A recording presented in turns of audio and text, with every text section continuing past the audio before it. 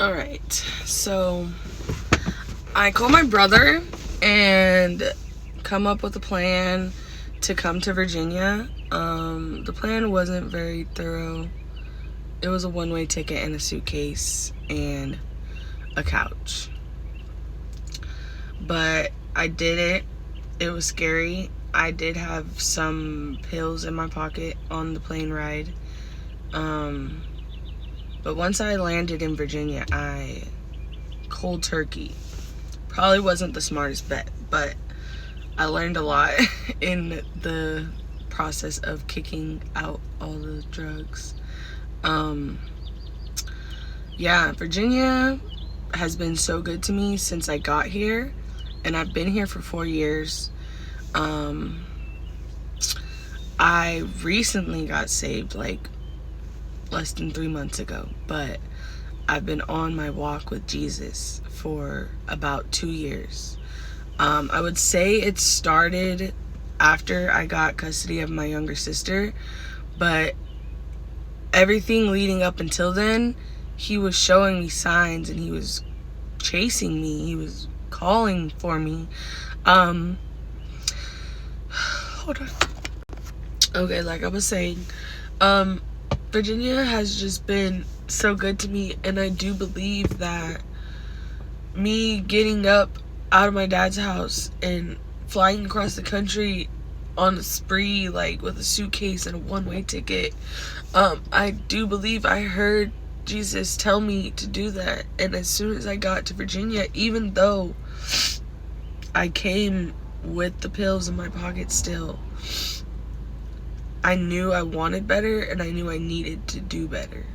So coming to Virginia,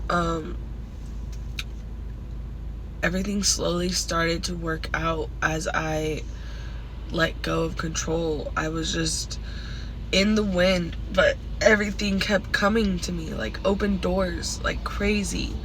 And at the time I was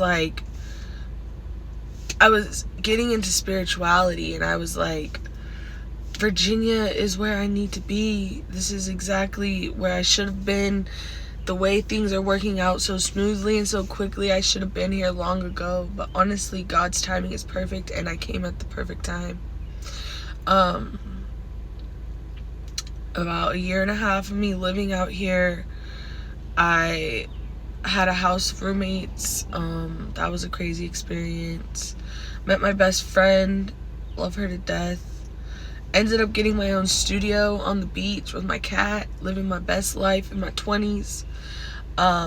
Working at a dive bar, just making money, not having much going. And then I got the call to get my sister, which was part of the plan. Like, since I was young, my mom passed when I was 11.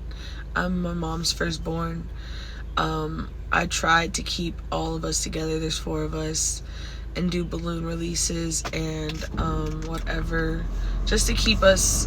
But when I got kicked out, that didn't work very well. So when I came back after living with my grandma for a few years, I came back and they were all split up, and so I was on a mission for the couple years I was still at home while I was doing pills during COVID.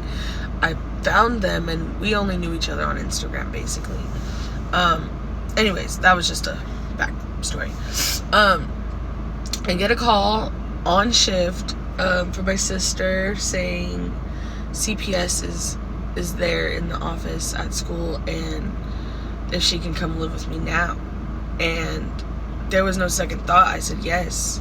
It was like things, like I said, have been just happening in Virginia since I got here, and I think getting her was part of the plan, just not as soon as I wanted, or it was sooner than I wanted. But that's fine, because God's plan is perfect, on time, always.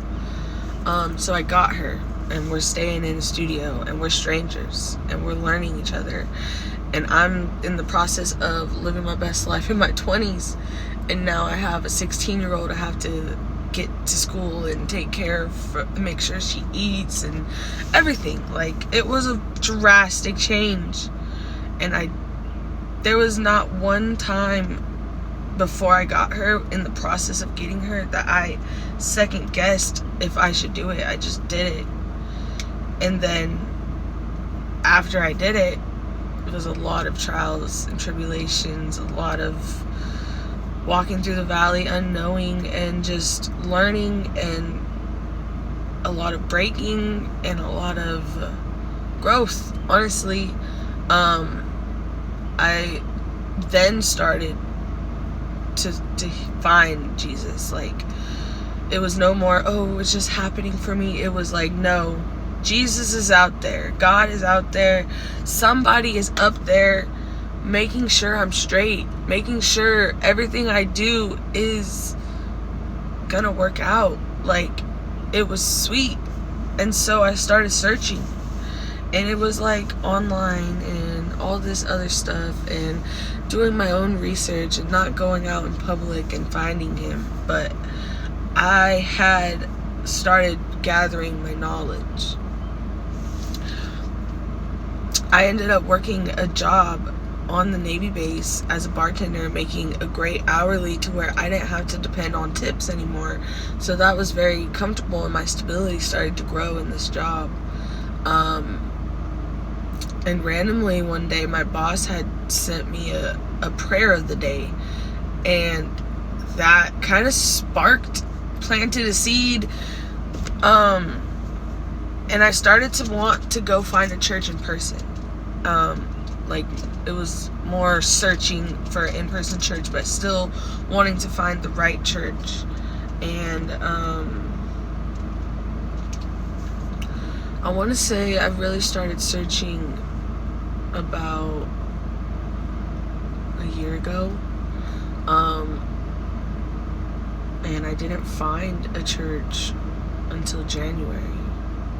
But a year ago, I would say, I had a night out with a customer from the bar on base, and we went out drinking.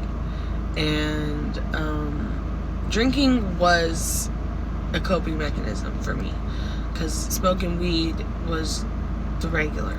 And so smoking weed wasn't gonna calm me or fix my problems. That was my normal. I needed the drink. I needed the drink to do it. So I went out with a customer, and I ended up blacking out, leaving my phone, leaving my wallet, walking alongside of a road, and just having in and out of me not knowing where I'm at, crying, trying to find my way back home, wondering who left me, how did I get here. And I ended up giving up and sitting down on the side of the street and crying, like, really hard.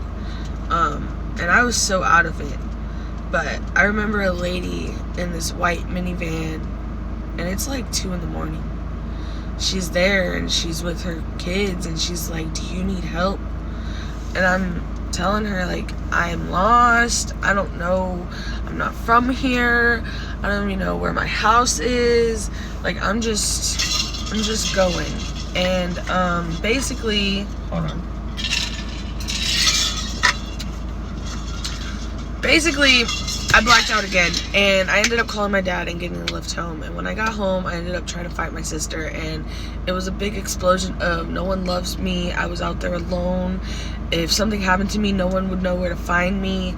And it was a lot of animosity that I didn't know I had built up so much, and it exploded. And in the morning, I found out where I stopped and started crying was outside of a church, and that lady was a pastor, and she was there at 2 a.m. because she knows people go out. And that was, I believe, my first encounter with the Holy Spirit. And after that, I kind of like just had this whole changed mindset of, this is not how I'm supposed to do this at all. We need to get right again.